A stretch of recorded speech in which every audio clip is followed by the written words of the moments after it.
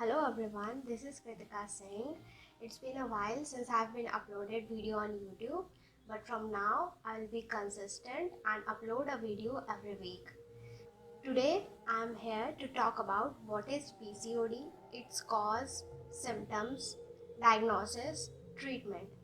Since PCOD has become a very common disease among females, I thought this would be a good opportunity for me to tell about what the severity of the disease really means and how severe it is. So, I will make 2 to 3 videos uh, for PCOD. In first video, I'll explain about what is PCOD, its sign and symptoms, its diagnosis, and in second video I'll talk about the treatment protocol.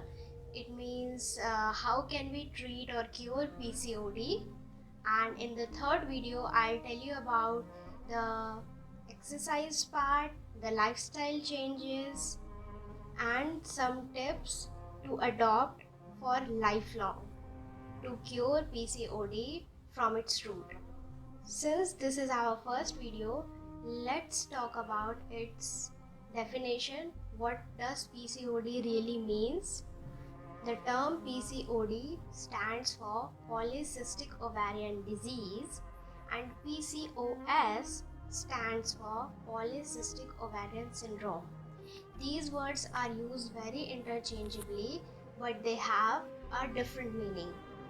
A disease is a particular distinctive process in the body with a specific cause and characteristic symptom, whereas the syndrome means a number of symptoms occurring together and characterizing a specific disease. So, in simple word, if I have to tell you the difference between disease and syndrome is that if the disease is limited to the ovaries only, then it is termed as PCOD.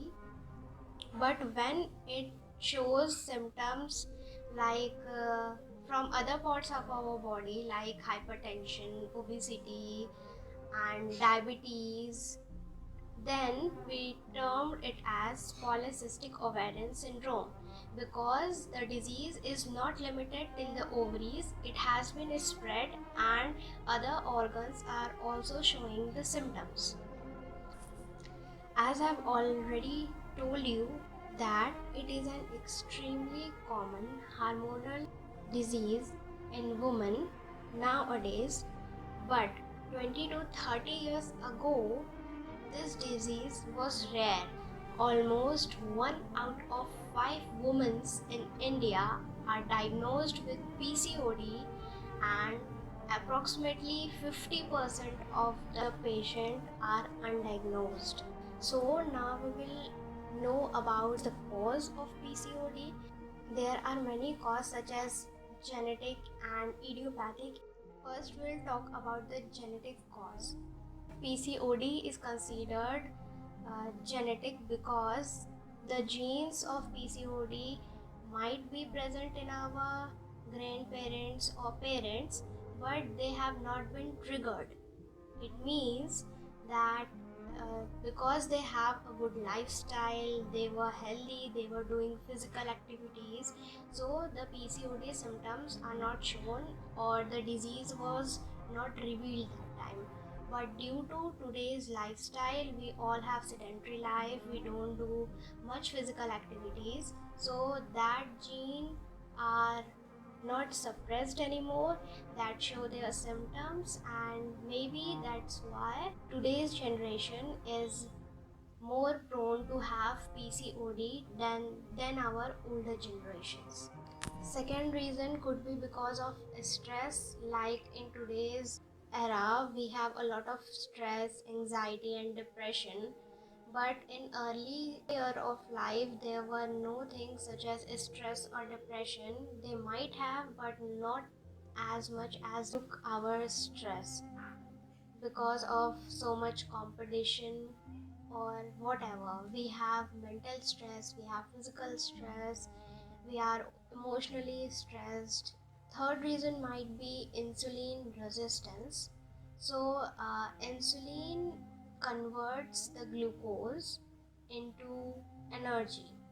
So, when the insulin cannot convert the glucose into energy, our body, as a compensation, produce more insulin, which causes increase in insulin in our body.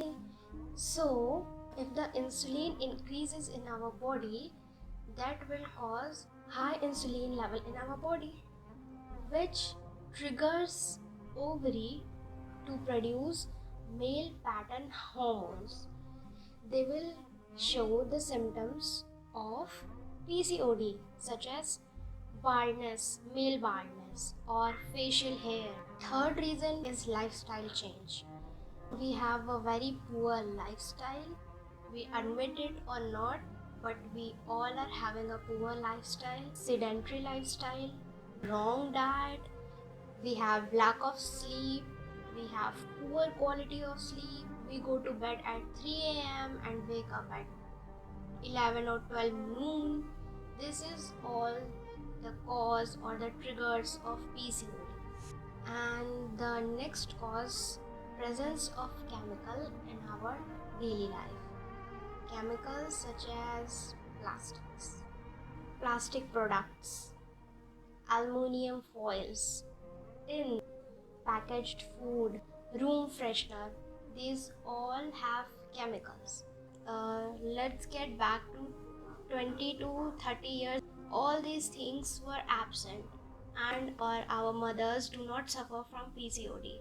But today, these products are in abundance, so we are suffering from PCOD because of our poor lifestyle, because of presence of chemicals in our day-to-day life. We keep our food in plastic containers, we keep our raw food in our plastic containers, we pack our food in aluminum foil. These are the reasons why the PCOD gene might got have triggered in this generation rather than the older generations. It's very hard to replace plastic nowadays, but at least we should try. We should keep our food in steel containers, cook our food in brass or copper or clay.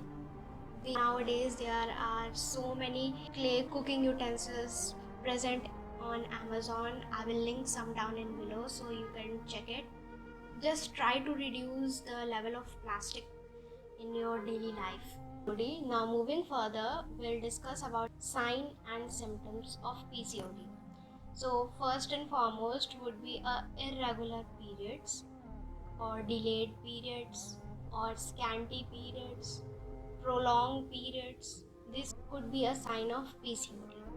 Acne, dark circles, facial hair growth, obesity, headache, male patterns, hormones starting to appear such as male baldness, husky voice, anxiety, depression, sleep apnea, infertility, or if a woman start gaining weight or she start feeling that losing her weight is very hard, she is hardly losing any weight instead of doing the exercise, so all this could be sign of PCOD.